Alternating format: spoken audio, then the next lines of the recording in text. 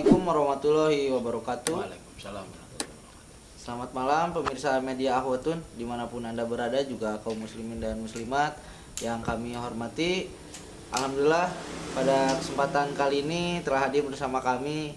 Di sebelah kanan saya ada Pak Aan, kemudian di sebelah kanannya lagi ada narasumber setia kita, Mang Yo. Dan ini bintang tamu kita Pak Aan, beliau siapa? Jadi pemirsa, beliau ini adalah salah satu staf pengajar di SMA Negeri 3 Sumedang yang khusus mengajarkan tentang mata pelajaran ekonomi. Betul Pak? Ekonomi. Oh ya, betul ekonomi. Tentang ekonomi. Dan pada kesempatan kali ini kita akan talk show bersama beliau, juga bersama Mang Yo. Kita akan membahas yang sedang hangat nih akhir-akhir ini tentang pandemi corona, kaitannya dengan ekonomi dan secara hukum agama. Untuk tema kita kali ini kita akan membahas mengenai hukum jual beli dalam sudut pandang ekonomi dan agama. Dan kita langsung saja mungkin Pak An, apa kabarnya Pak An? Sehat? Alhamdulillah sehat walafiat, masih dilindungi oleh Allah Subhanahu wa taala. Amin, amin. Terima kasih Pak sebelumnya sudah memperkenankan kami ya untuk singgah silaturahim ke kediaman Bapak. Dan kita ingin berbincang-bincang nih Pak bersama Bapak seputar, kan kita yang rame akhir-akhir ini kemarin-kemarin mengenai wabah corona Ya. Dan yang terjadi di masyarakat, kita sempat kesulitan masker tuh Pak ya. Oh iya betul. Kesulitan masker apalagi pas di awal-awal, mungkin sekitar 2 bulanan yang lalu, medio Maret akhir mungkin. Nah di situ kan mulai masker susah, terus harga. Nah yang menarik ini harga jadi melonjak nih Pak. Betul. Iya. Dan itu ada komentarnya nggak Pak? Menurut hukum ekonomi itu kayak gimana Pak bisa seperti itu gitu Pak? Boleh dijelaskan ke teman-teman Pak di rumah? Oh ya, baik, untuk pertanyaan yang pertama mungkin saya akan coba menjawab ya. Jadi untuk awal-awal adanya pandemi corona, kita merasakan kesulitan ya untuk mendapatkan masker kesehatan itu yang biasa dipakai atau kita beli di apotek atau di supermarket dengan harga mungkin kalau di apotek dulu mungkin 1.001 atau 2.001 ya. Iya, betul. Ya. Nah, ketika awal-awal bulan Maret kalau nggak salah ya, itu harga maskernya menjadi 7.000 kalau nggak salah ya. Iya. Satu biji. Dan yang di supermarket yang itu udah nggak ada kan, yang biasa dijual di supermarket itu ya. Yang bingkisan gitu ya, yang udah, satu ya, itu isi 5. isi 5 itu udah nggak ada. Nah, kalau dilihat dari sudut ekonomi, ini karena adanya banyak sekali permintaan dari konsumen akan kebutuhan masker ya, tapi supply atau penawaran, nah ini sangat sedikit barangnya, sehingga akan mengakibatkan harga komoditas tersebut menjadi naik. Jadi Pak, untuk jika suatu barang produk itu barangnya lebih sedikit sedangkan permintaan lebih banyak, itu otomatis harga akan naik gitu Pak. Ya, betul. Karena ini adalah mekanisme harga pasar ya. Contohnya seperti sekarang kita akan menghadapi hari raya Lebaran. Ya. Nah, banyak sekali kebutuhan masyarakat akan kebutuhan pokok seperti telur, kemudian untuk masakan-masakan yang lain seperti bawang merah, cabai merah. Nah, itu kan sama saja kejadiannya hampir sama. Jadi permintaannya banyak, tapi supply atau persediaannya itu sedikit. Nah, ini mengakibatkan harga menjadi naik, melambung tinggi. Nah, mungkin seperti itu ya.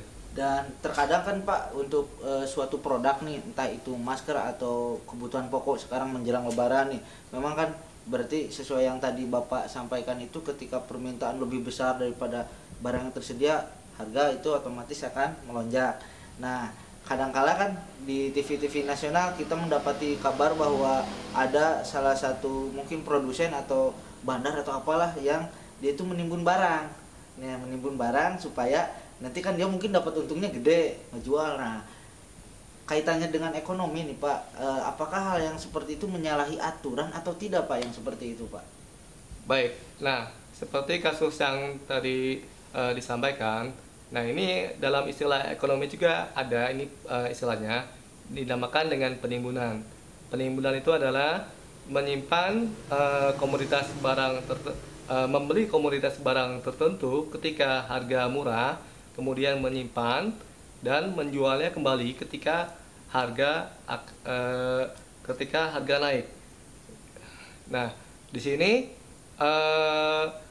mengakibatkan yang dirugikan itu siapa? Yang dirugikan itu adalah konsumennya itu sendiri.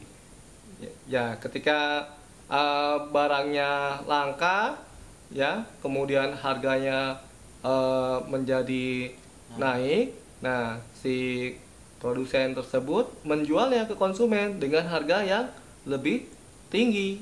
Nah, ini kan di satu sisi yang diuntungkan adalah siapa? Yaitu pedagang atau produsennya itu sendiri. Nah, yang dirugikan adalah konsumennya.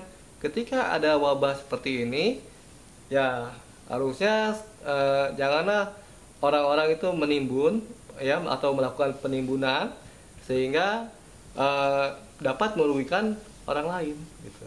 Nah, kalau dilihat dari sisi ekonomi, ini ada istilahnya etika bisnis ya. Jadi bisnis yang tidak manusiawi atau bisnis yang tidak fair gitu kan, itu ada istilahnya juga dalam bidang ekonomi. Seperti itu.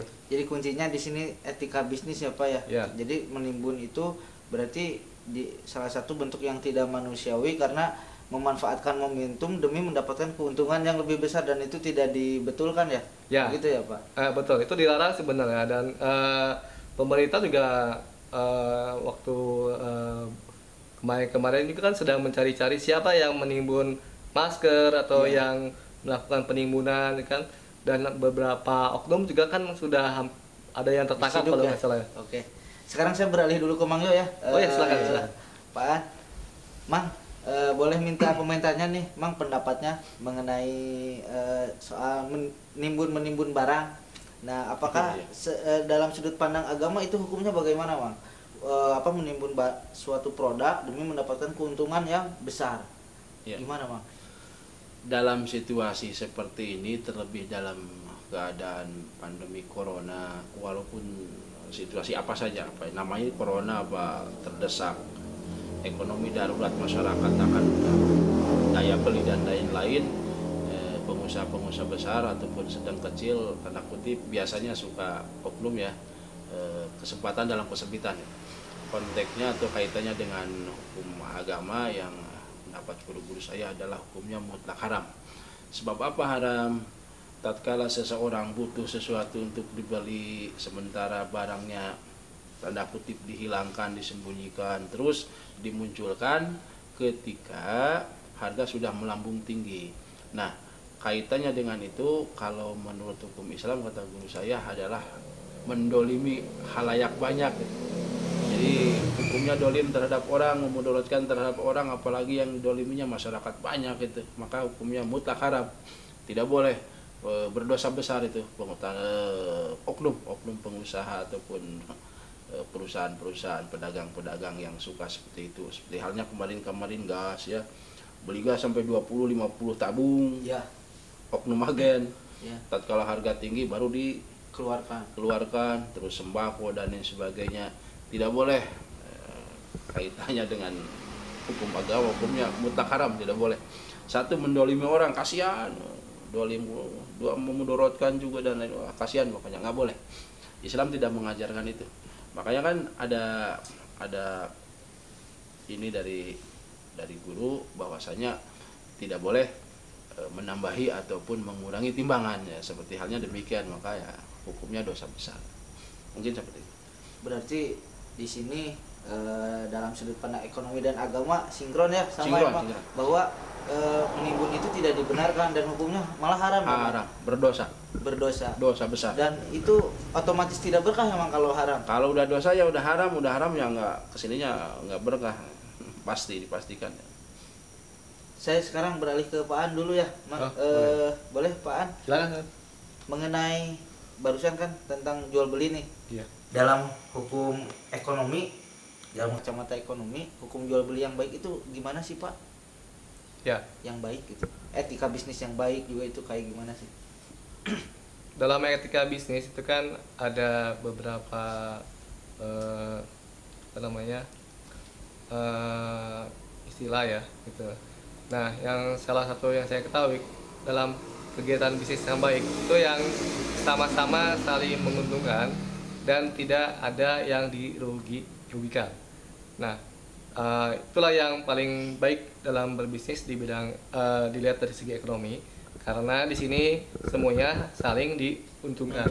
Ya, dan tidak ada pihak yang dirugikan. Kalau ada pihak yang dirugikan, maka bisnis tersebut akan berhenti.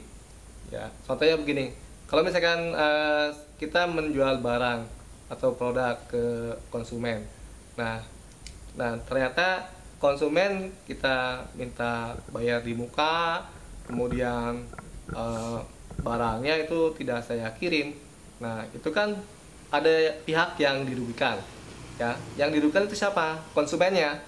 Nah, etika bisnis itu dilarang seperti itu, ya. Jadi dalam bisnis semua harus sama-sama saling menguntungkan, karena nanti akan adanya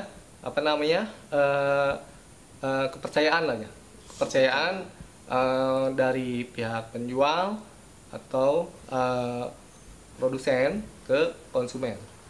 Kalau dari sudut pandang agama sama Mak, etika bisnis itu jangan ada yang merasa dirugikan salah satunya begitu. Iya, keterbukaan mudoroba ya. Kalau itu basis syariah ya, kita tidak masuk ke ranah itu ya. Biasanya kalau syariah ya untung bersama, rugi bersama. Tapi intinya begini, tatkala seseorang misalkan ngasih tadi uang muka terlebih dahulu sementara barangnya tidak dikirim, ya menyalahi aturan nggak boleh. Makanya kan boleh sistem kredit tapi sesuai yang disepakati. Kan semacam ada MOU gitu ya, misalkan per bulan berapa atau per minggu pembayarannya dengan betul, tapi barang suplainya juga betul, maka regulasi keuangan barang dan lain-lain akan berjalan dengan lancar Pak. Insya Allah semuanya diuntungkan dan tidak dirugikan gitu. Sekarang saya beralih lagi ke Pak An. Ya, boleh. Kemarin-kemarin kan ini dengan adanya wabah pandemi corona ini sektor UMKM menjerit kan Pak ya. Mungkin bukan UMKM saja, segala bidang juga terkena dampaknya karena menjadi lumpuh rantai perekonomiannya. Nah, ada komentarnya Pak mengenai yang sedang melanda masyarakat saat ini gitu? Ya, mungkin komentar saya tentang situasi ekonomi ya untuk UKM, usaha kecil menengah ya, dan para pebisnis ya, kita harus bisa bersabar. Kita harus bisa bersabar dan kalau misalkan kita punya di kegiatan sektor, contohnya sektor pariwisata. Nah, sektor pariwisata sekarang kan sedang lumpuh ya, tidak berjalan. Nah, kita harus bisa mencari jalan keluarnya, ya. Contohnya, kita harus bisa mencari usaha yang lain yang bisa menghasilkan gitu. Jadi jangan kita menyerah gitu. Nah, contohnya seperti teman saya juga ada di sana yang tadinya punya rental mobil, kemudian ketika adanya pandemi corona, beliau sekarang usahanya budidaya sayur mayur. Nah, sekarang budidaya sayur mayurnya alhamdulillah berjalan lancar. Nah, jadi saran saya bagi para pedagang atau pengusaha yang kecil menengah ya, bersabar dan jangan pantang menyerah, cari jalan keluar atau cari usaha yang lain yang bisa kita jalankan. Terima kasih Pak atas statementnya barusan ya. Ya, dan sama-sama. sekarang mau beralih ke Mang Yo nih. Mang Yo ada yang masuk ke redaksi pertanyaan dari Teh Rizka. Oh iya. Teh Rizka dari SMK Informatika Sumedang. Wah. Beliau katanya bertanya Mang, di dalam kehidupan kita saat ini kan riba itu sudah di mana-mana mungkin ya Mang, bank keliling, bank emok dan lain sebagainya. Dan kiat-kiat mungkin untuk menghindari riba dalam kehidupan kita itu bagaimana, dan riba itu sendiri hukumnya bagaimana Mang? Boleh minta pendapatnya Mang? Pertama, hukum riba dulu, hukumnya mutlak haram. Contoh Opik meminjamkan uang ke si B, nilainya 1 juta misal, dibayar 1 bulan, plusnya 1.300.000 atau berapa, mutlak adalah itu haram, tidak boleh dibenarkan dalam Islam. Nah, itu riba. Riba itu seperti halnya bunga berbunga ataupun barang nambah, tapi ya tidak sesuai dengan aturan agama. Bagaimana cara menghindarinya? Ada beberapa pendapat, seperti halnya ini kemarin kita dialog tentang bank, seperti halnya bank, nabung di bank adalah haram kan begitu. Pendapat sebagian guru tidak juga, syaratnya tidak berharap bunga. Contoh, kita mencari kemudahan boleh, misalkan kita punya anak di Bandung, saudara di mana, untuk mempermudah pengiriman niatnya dan lain-lain, maka pendapat guru saya sebagian boleh. Terus bagaimana di ATM, yaitu untuk mempermudah nyimpen uang, transaksi dan lain-lain, maka boleh. Itu pendapat sebagian guru saya. Yang mutlak haram bagaimana? Pendapat satu guru, pendapat mutlak haram itu kita nyimpan uang deposit misal 1 miliar, malas kerja, diam aja di rumah biar digaji dari bunga, maka yang haram itu yang begitu. Jadi, intinya riba itu haram. Bagaimana menghindarinya? Dimaksimalkan hal-hal yang memang sekiranya agak bau-bau ke hal-hal yang dilarang oleh agama, seperti halnya itu tadi, pinjam meminjam boleh, tetapi tidak nilai plus bunganya, supaya tidak riba. Terus masalah pinjam barang juga, termasuk pinjam motor. Ini pinjam motor sering kemarin dibahas. Pinjam mobil, pinjam motor, pinjam barang apapun. Misalkan pinjam motornya ke alun-alun, makanya malah ke toga. Ya itu kan haram, lebihnya haram, nggak boleh. Bensinnya udah pasti haram, jalannya haram. Maka tidak boleh hal-hal yang demikian. Dicoba untuk menghindari yang memang sifatnya dengan kejujuran, dengan keterbukaan, kejujuran, bahwasanya hal-hal demikian bisa diminimalisir misalnya, supaya tidak terjebak ke hal yang memang sifatnya mudarat. Tidak boleh. Ya, seperti itu mungkin. Ada pertanyaan lanjutan, Mang. Ini dari Nisa dari SMA Negeri 1 Sumedang, masih kaitannya tentang riba.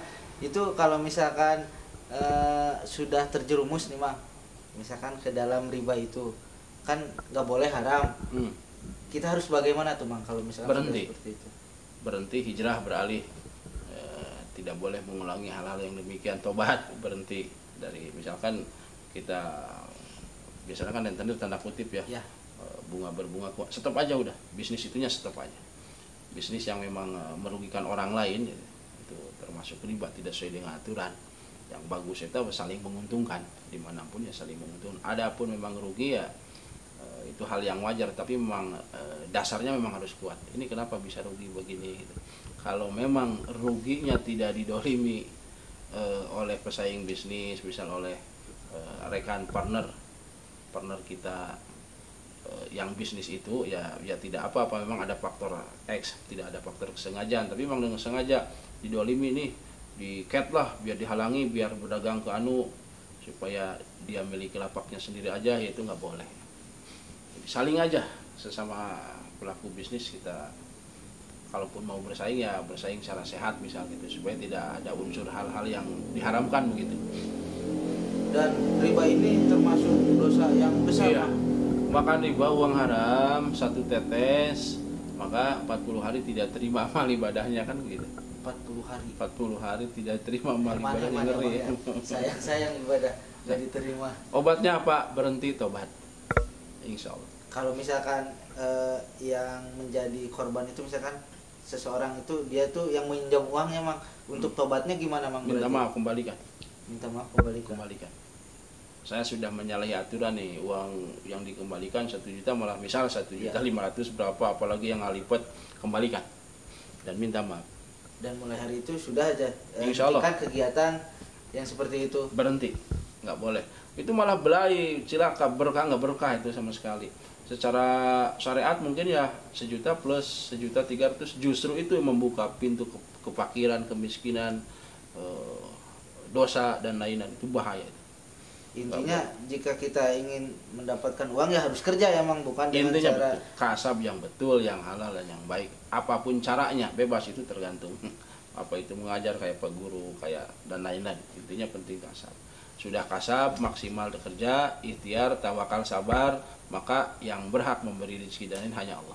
Tawakal. Baik Mang Yo. Terima kasih Mang Yo atas pemaparannya. Pak An, sebelum kita tutup nih ada statement mungkin atau pesan-pesan buat teman-teman yang di rumah atau bahkan mungkin untuk murid-murid Bapak mungkin yang menonton tayangan ini. Oh ya, untuk murid-murid saya dan teman-teman saya jangan lupa klik subscribe ya, kemudian klik loncengnya dan klik like. Itu aja mungkin ya. Oke, baik, terima kasih Pak Mang Yo. Pesan khusus mungkin buat teman-teman Ahwatun ataupun intinya siapapun. jangan pernah memanfaatkan kesempatan dalam kesempitan, tanda kutip ya, hal apapun, apalagi dalam kondisi seperti ini. Lempeng-lempeng sajalah kita, sesuai rule, sesuai peranan. Yang kedua, dalam bisnis apapun ya. Yang kedua, sabarnya dimaksimalkan super ekstra. Apalagi mau menghadapi lebaran, Masya Allah, harga melambung, barang kadang ada, barang nggak ada, pasti marah dan lain-lain. Ditahan, sabar, tetap minta tolong dengan cara ikhtiar, tawakal, dan berdoa kepada Allah. Mudah-mudahan ada ridho dari Allah Subhanahu wa Ta'ala. Amin. Amin. Baik, demikian pemirsa Media Ahwatun dimanapun Anda berada, juga kaum muslimin dan muslimat yang selalu setia menyaksikan tayangan kami. Terima kasih telah menyaksikan kami dalam tayangan episode kami kali ini mengenai hukum jual beli di dalam sudut pandang agama dan ekonomi. Untuk adik-adik dari SMA Negeri 3 Sumedang, salam hangat dari kami juga kepada siswa-siswi dari sekolah menengah yang lainnya. Kami tunggu subscribe dan komen-komennya di bawah ini. Silahkan masukan dan saran, masukan kepada kami untuk peningkatan kami yang lebih baik lagi. Kami mohon maaf atas segala kesalahan dalam ataupun kalimat yang kurang berkenan. Kesalahan itu datangnya dari saya dan kebenaran hanyalah milik Allah. Terima kasih atas supportnya, atas dukungannya. Billahi taufiq wal hidayah. Wassalamualaikum warahmatullahi wabarakatuh.